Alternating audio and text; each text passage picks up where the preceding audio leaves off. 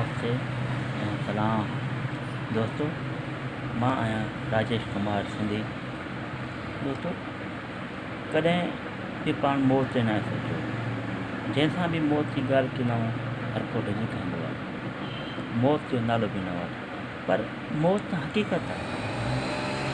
केतिरो बि पाण भॼूं, केतिरो ई मौत खां डॼूं, पर मौत अचणी आहे न। छा पाण मौत खां बचिजूं? छा कोई भी मौत खां बची चुको आहे? कोई दोस्तों, मां भी कंहिं सां तन वियो शमशानघाट, कुझु ॾिठो, कुझु महसूसु कयो। पोइ जेको महसूसु कयो, मां उहो पाण खे बि भायो त मूंसां बि इहा हालत हूंदी। ऐं इहो सोचे मां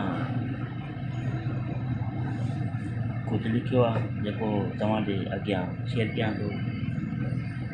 मुंहिंजे मरण खां पोइ माण्हुनि खे मूंखे शमशान पुॼाइण जी फिक्र थींदी। को चवंदो शाम जो जलायूं, को चवंदो सुबुह जो। माण्हुनि खे मूंखे जलाइण जी फिक्र थींदी। जॾहिं मुंहिंजो जिस्म जली राख थी वेंदो, माण्हुनि खे मुंहिंजी राख गंगा पहुचाइण जी फिक्र थींदी।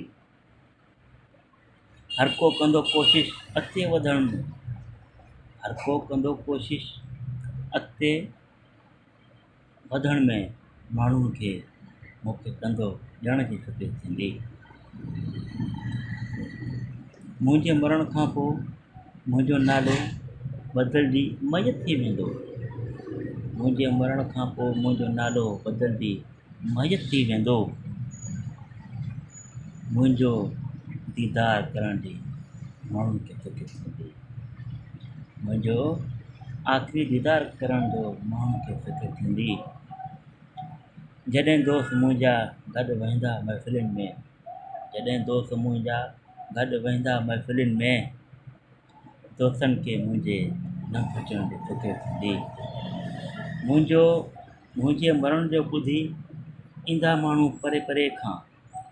मुंहिंजो मरण जो ॿुधी ईंदा माण्हू परे परे खां।